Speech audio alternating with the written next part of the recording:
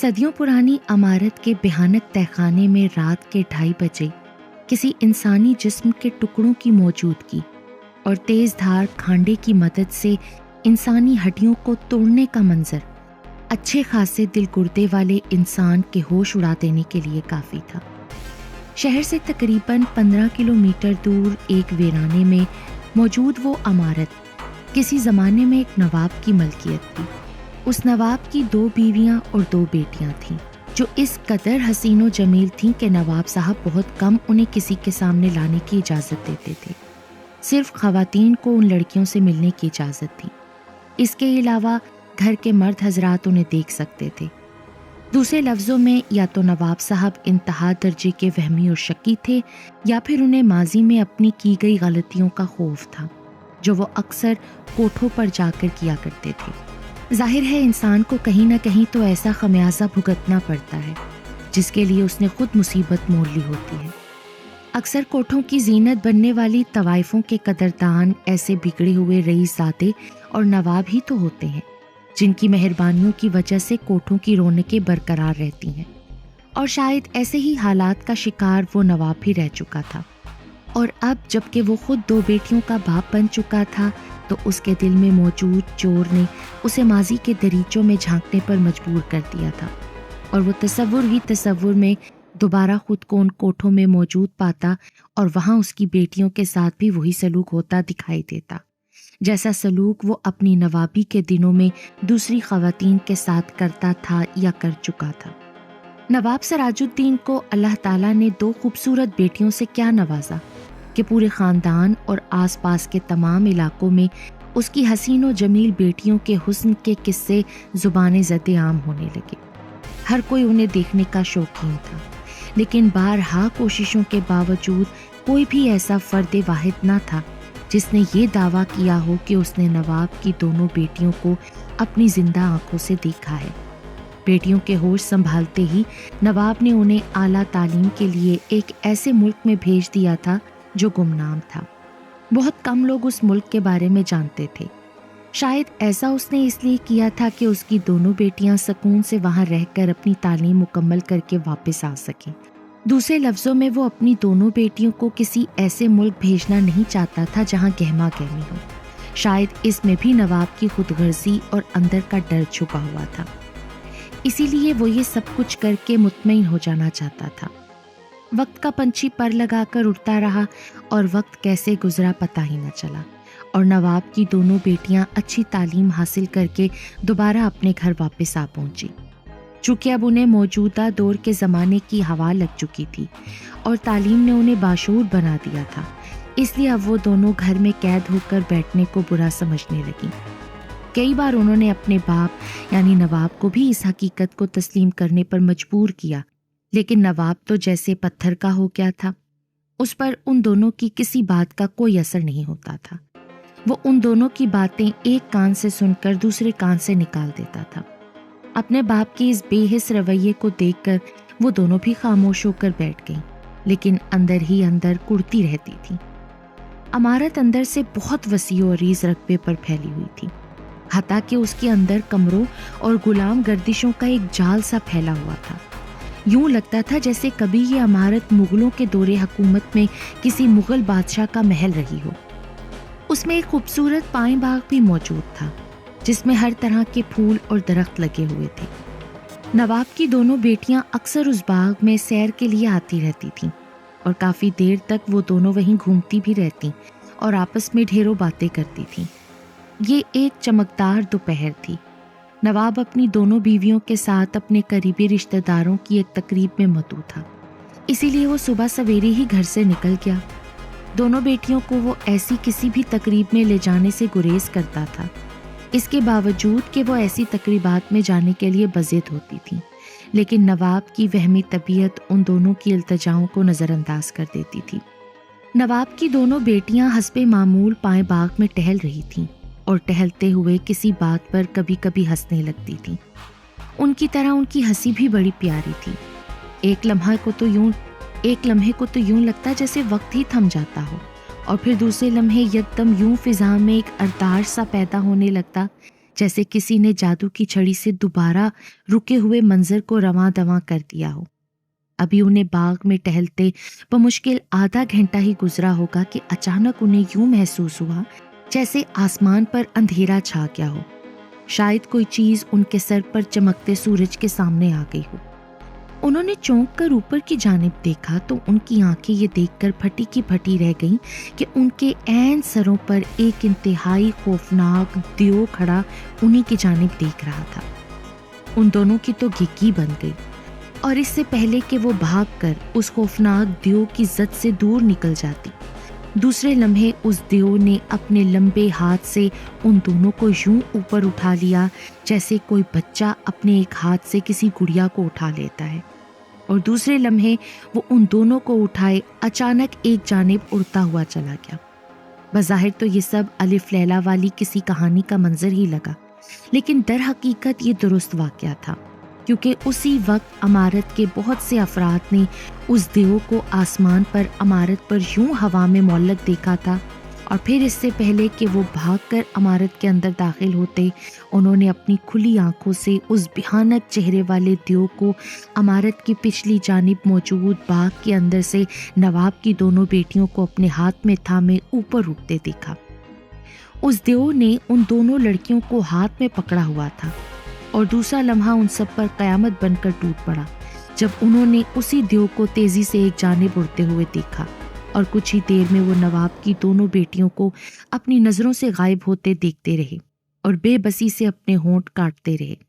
یہ سوچ سوچ کر ان سب کی جان جا رہی تھی کہ جب نواب گھر واپس آ کر ان سے اپنی بیٹیوں کے غائب ہونے کا قصہ سنے گا تو وہ ان سب کو چکی میں پسوا دے گا، اور جو قصہ وہ اسے بتائیں گے اس پر تو نواب صاحب خود کیا بلکہ کوئی بھی عقل مند شخص بالکل بھی یقین نہیں کرے گا۔ حالانکہ اگر انہوں نے بھی خود جاگتی آنکھوں سے اس دیو کو نواب کی دونوں بیٹیوں کو اٹھا کر غائب ہوتے نہ دیکھا ہوتا تو شاید وہ بھی اس قصے پر بالکل یقین نہ کرتے۔ قصہ مختصر، نواب اپنی دونوں بیٹیوں کی گمشدگی کا سن کر نیم پاگل ہو چکا تھا، اور پھر رفتہ رفتہ اس کی موت بھی اسی عمارت میں واقع ہو گئی، تو اس کی نصیحت کے مطابق اسے اسی عمارت کے اندر بنے ایک تہہ خانے میں دفنانے پر عمل درآمد کیا گیا، اور اس طرح نواب کے مرنے کے بعد اس کی دونوں بیویاں بھی اپنے میکے جا کر اس عمارت کو نوکروں کے سپرد کر کے دوبارہ کبھی اس طرف نہیں آئے۔ ان کے رویوں سے تو یوں لگا جیسے وہ پتہ نہیں کب سے نواب کی موت کی منتظر تھیں، لہٰذا اس کے مرتے ہی ان دونوں نے سکون کا سانس لیا، اور پھر عدت گزرتے ہی وہ دونوں سر پر پاؤں رکھ کر یوں بھاگیں جیسے ان کے پیچھے خونخوار بھیڑیے لگ گئے ہوں۔ ان کا انداز تو یوں بتا رہا تھا جیسے نواب نے ان پر ظلم کے پہاڑ توڑ رکھے تھے، اور انہوں نے جان چھوٹی سو لاکھوں پائے کے مصادق فوراً راہ فرار اختیار کر لی تھی، اور اپنی آزادی کے ملتے ہی انہوں نے عدت کے بعد ایک منٹ بھی ضائع کرنا مناسب نہ سمجھا، اور فوری وہاں سے نکل کر اپنے میکے جا کر ہی دم لیا۔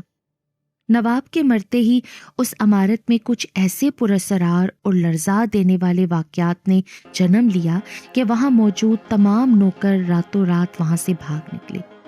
ان لوگوں نے اس میں موجود تمام ساز و سامان بھی اٹھانا مناسب نہ سمجھا۔ کافی عرصے تک وہ عمارت یوں ہی بند رہی۔ اس دوران نواب کے لالچی رشتہ داروں نے اس عمارت سے قیمتی سامان لے جانے کی کوشش کی، لیکن وہ بھی اس میں موجود ان انہونے اور بھیانک واقعات کی وجہ سے ایسا کرنے سے قاصر رہے۔ واپس جا کر انہوں نے اپنے تمام رشتہ داروں اور دیگر لوگوں کو اس عمارت کی پراسراریت اور وہاں آنکھوں دیکھے حالات کا قسمیں اٹھا کر یقین دلایا، تو دوبارہ کسی کو بھی اس عمارت میں جانے کی توفیق نہ ہوئی۔ گومل یونیورسٹی کے 4 اسٹوڈنٹس، جن میں 2 لڑکیاں اور 2 نوجوان، لائبریری میں بیٹھے کتاب سامنے رکھے آپس میں بات چیت میں مصروف تھے۔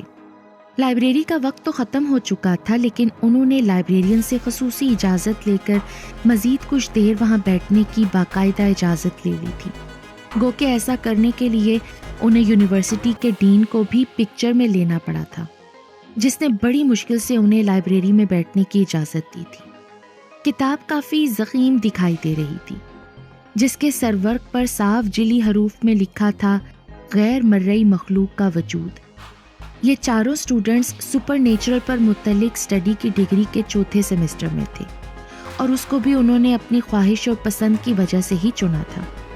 इन 4 सेमेस्टर्स के दौरान वो कई बार ऐसी जगहों और इमारतों में जा चुके थे जहां से उन्हें अपनी स्टडी से मुतल्लिक कुछ मालूमात मिल चुकी थी।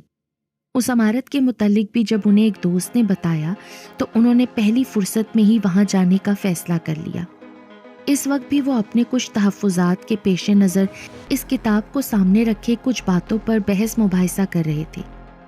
मेरे ख्याल में जब तक हम उस इमारत में जाकर अपने इन ख्यालात को हकीकत में बदलता नहीं देखेंगे, उस वक्त तक ये बहस लाहासिल ही रहेगी।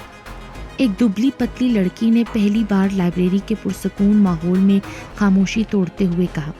ये जुनैरा थी जो काफ़ी अमीर घराने की लड़की थी और सिर्फ अपने तजस्सुस और शौक़ की वजह से ऐसी गैर मर्ई मखलूक पर तहकीकात करने की नीयत से इस शोबे में वारिद हुई थी। बिल्कुल दुरुस्त कहा तुमने जुनैरा, मेरा भी यही ख्याल है।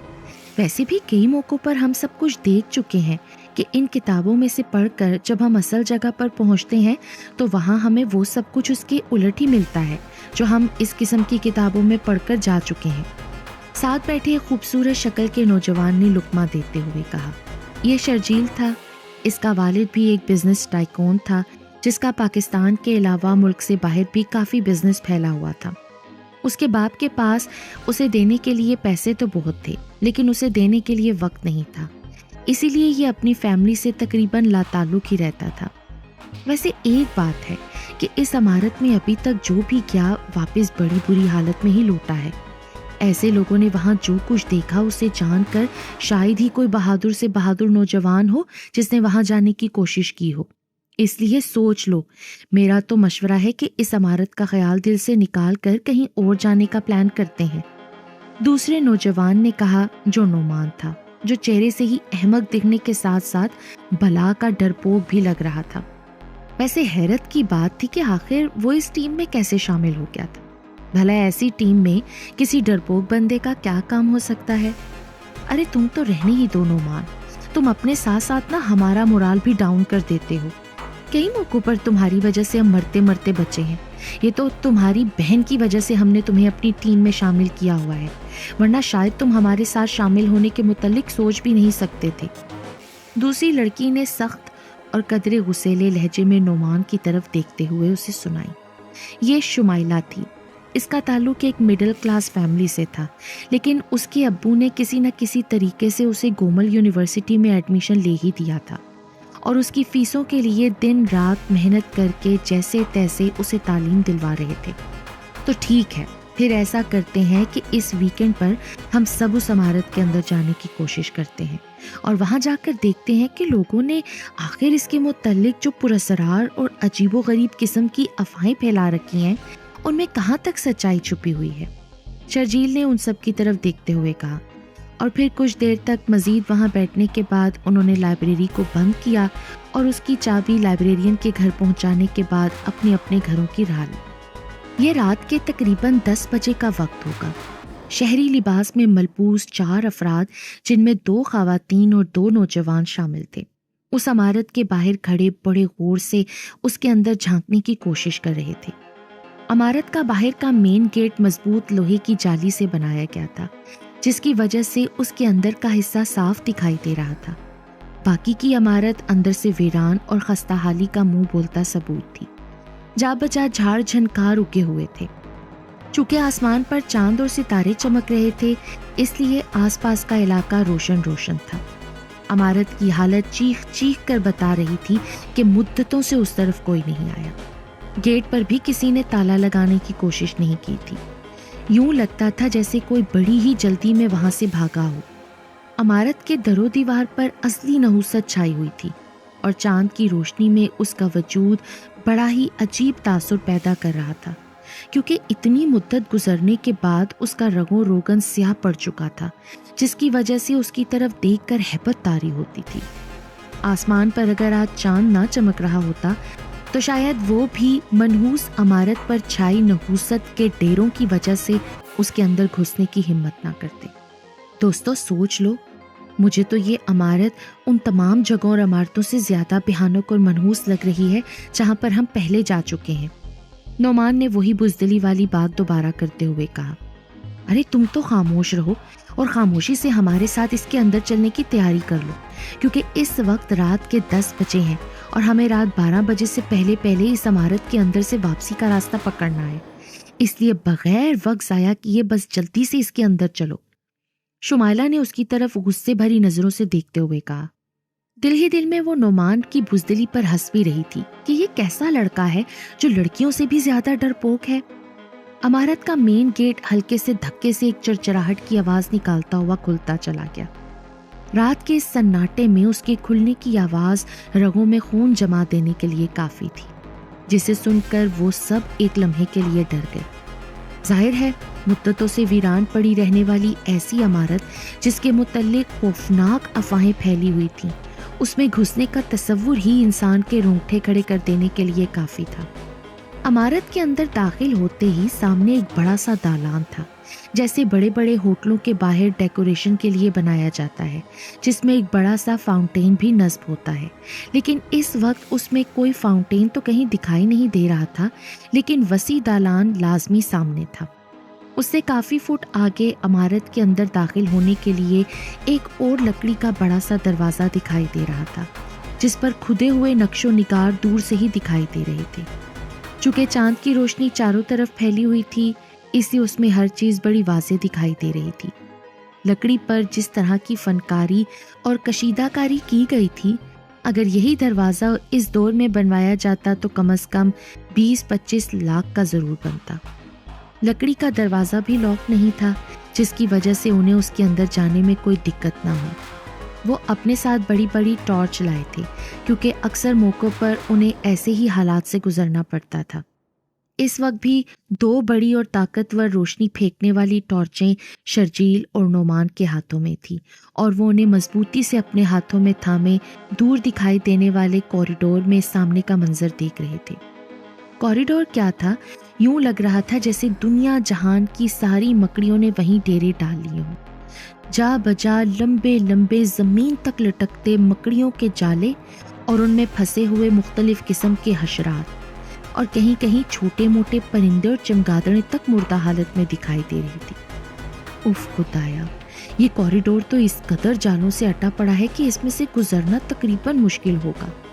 زنیرہ نے پہلی بار منہ کھولتے ہوئے کہا، بھئی یہ مکڑی کے جالے ہیں، کوئی دلدل تو نہیں جس میں ہم دھس جائیں گے؟ یہ جالے کیڑے مکوڑوں اور چھوٹے موٹے پرندوں کے لیے تو موت کا شکنجہ ثابت ہو سکتے ہیں، لیکن بھلا کسی انسان کے آگے ان کی کیا حیثیت؟ شرجیل نے ہمت سے جواب دیا۔ پھر اس نے ہمت کر کے ان جالوں کو کھینچ کھینچ کر نیچے زمین پر پھینکنا شروع کر دیا۔ بس اتنی سی بات تھی، تم سب خواہ خواہ گھبرا رہے تھے۔ پھر اس سے پہلے کہ اس کی ہنسی کی بازگشت کوریڈور میں سے ختم ہوتی، اچانک دور کسی کمرے میں سے کوئی نسوانی چیخ سنائی دی۔ اف میرے خدایا، وہ چیخ تھی کہ کوئی ایٹم بم؟ اس سناٹے میں ایسی چیخ ان سب کے لیے نہایت غیر متوقع تھی، اور یوں اچانک اسے سنتے ہی ان دونوں کے ہاتھوں میں پکڑی ٹارچیں نیچے گرتے گرتے بچی۔ یہ کیا تھا؟ یوں لگ رہا ہے جیسے کوئی کسی کمرے میں کسی خاتون کو اذیت دے رہا ہو، نعمان نے ہکلاتے ہوئے کہا۔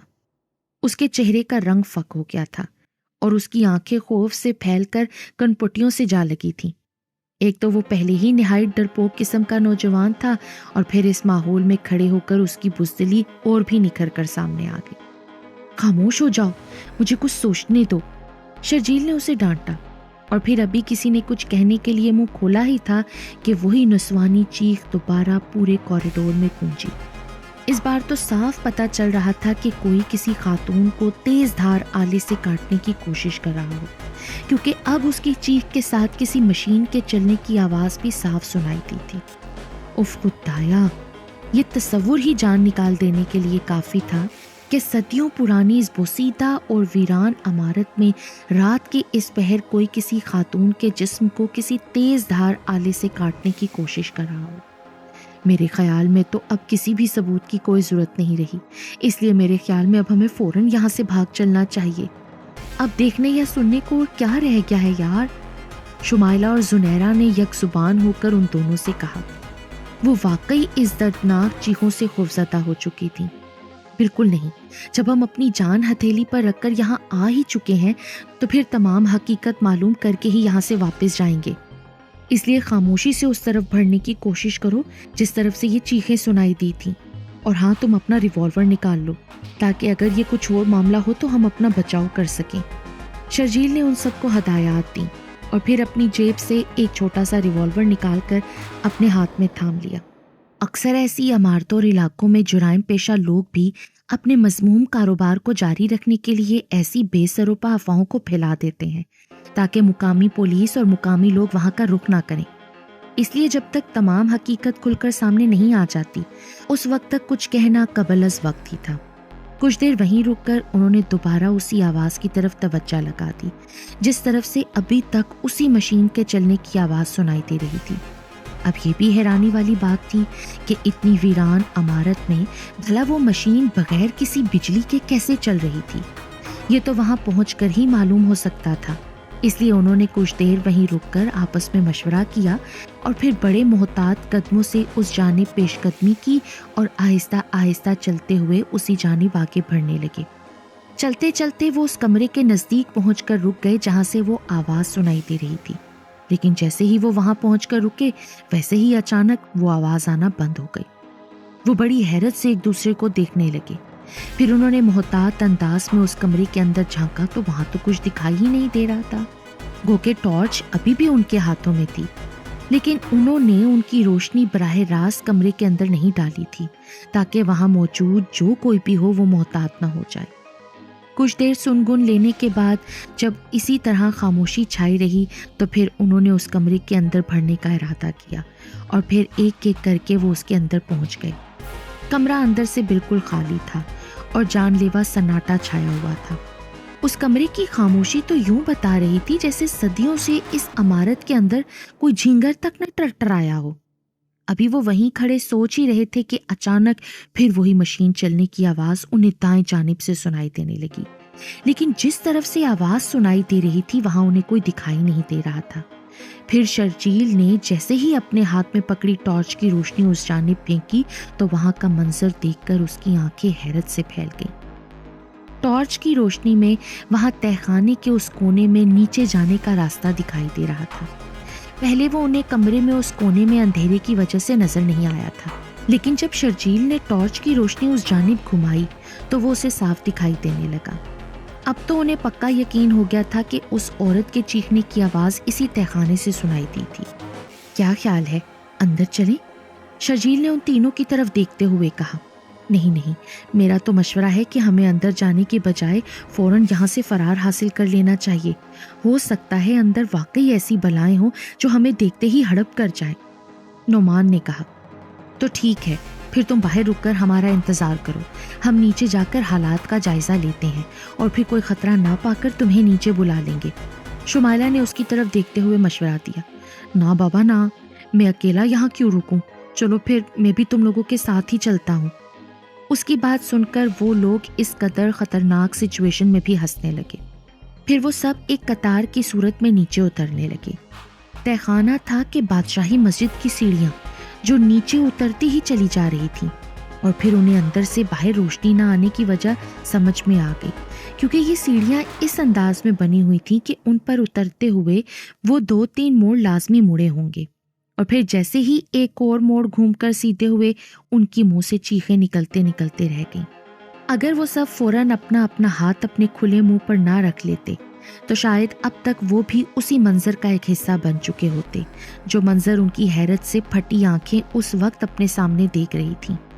جی ہاں، ایک ایسا لرزا دینے والا منظر جسے دیکھ کر مر جانا ہی بہتر تھا۔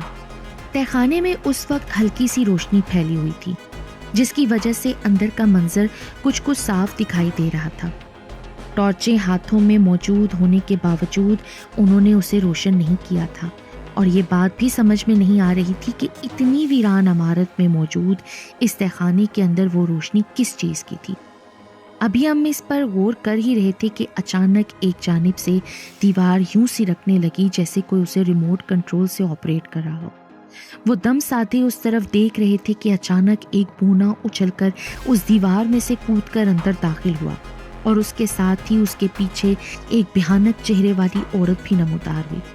وہ دونوں چلتے ہوئے تہخانے کے اندر رکھے ایک بڑے سے لکڑی کے بوسیدہ صندوق کے قریب پہنچ کر رک گئے، اور بونے نے لپک کر اس صندوق کا ڈھکن اوپر اٹھایا۔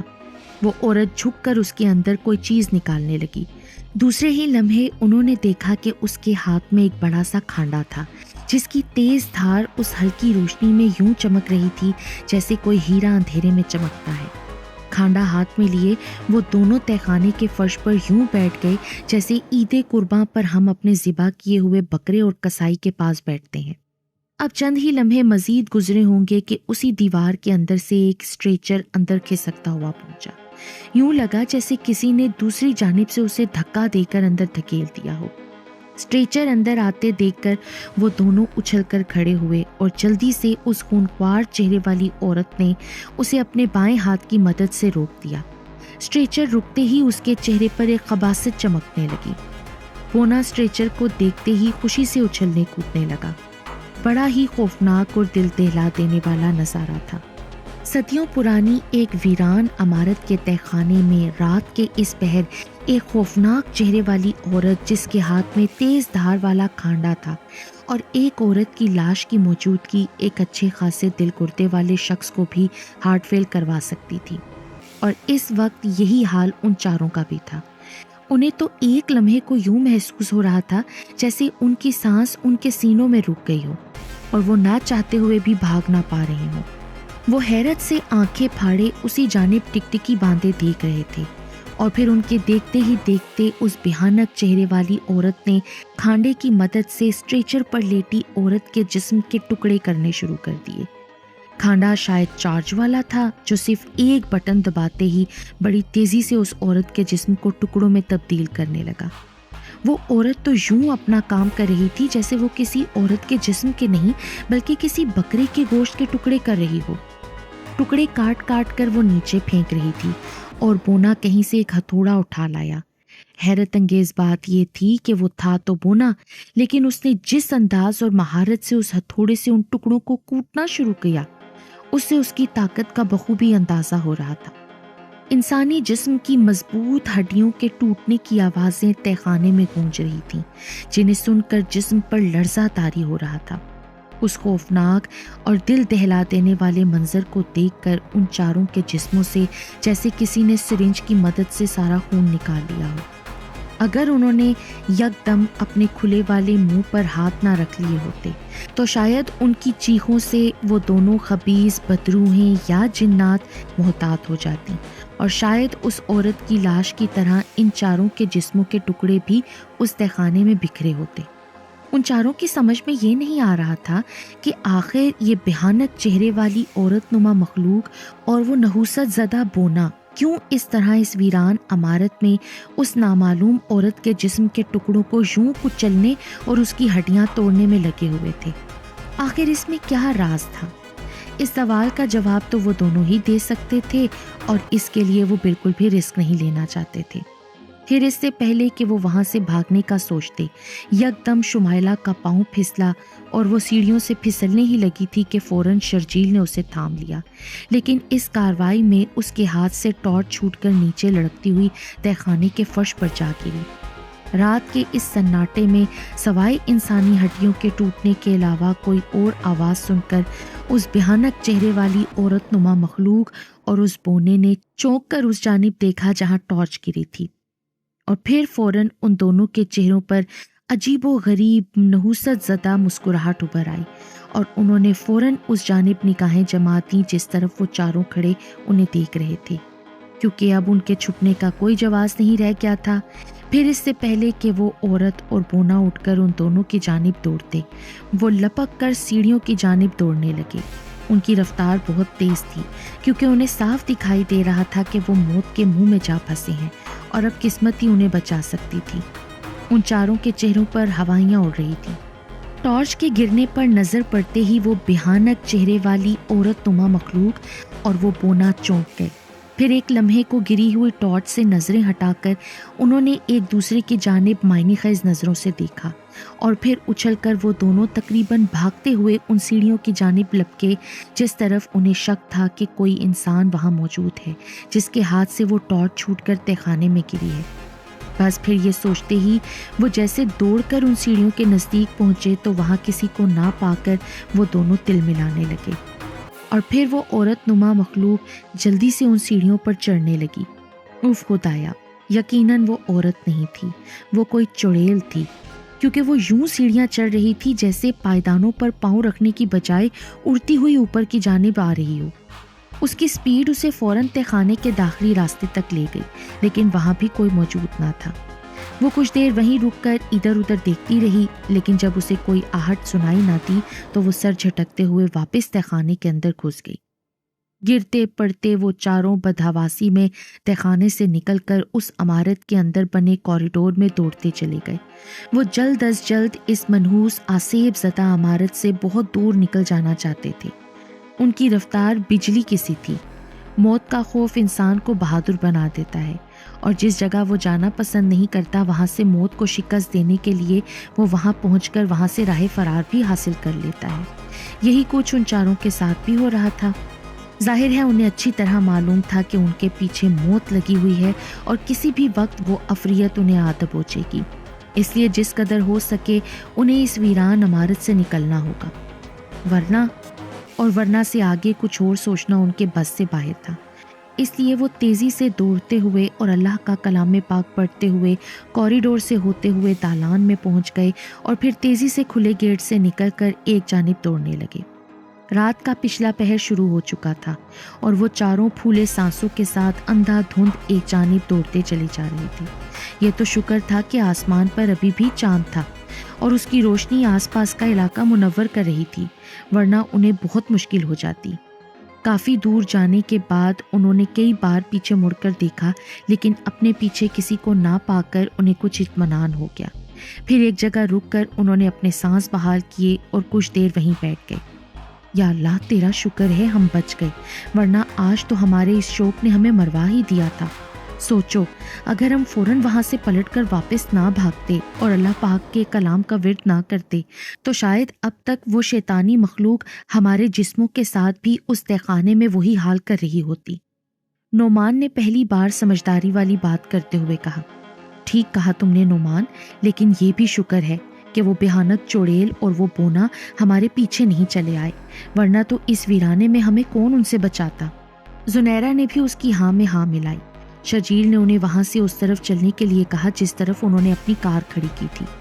اب چونکہ انہیں یقین اور تسلی ہو چکی تھی کہ وہ عفریت ان کے پیچھے نہیں آئی، تو اس لیے وہ بڑے سکون سے اس طرف بڑھنے لگے جہاں کار موجود تھی۔ تھوڑی ہی دیر کے بعد کار میں بیٹھ کر شرجیل نے تیزی سے اسے واپس شہر کی جانب دوڑانا شروع کر دیا۔ اتنی بھاگ دوڑ اور رسک لینے کے بعد کچھ دنوں تک تو وہ چاروں یونیورسٹی بھی نہیں گئے، اور پھر اپنی ذہنی حالت نارمل ہوتے ہی انہوں نے اس عمارت میں جانے سے لے کر واپسی تک کے تمام حالات ایک بھیانک خواب سمجھ کر بھلا دیے، لیکن آئندہ کبھی دوبارہ بھول کر بھی ایسی خوفناک عمارتوں میں گھسنے سے توبہ کر لی کہ جس کی وجہ سے انہیں اپنی قیمتی زندگیاں داؤ پر لگانی پڑ جائیں۔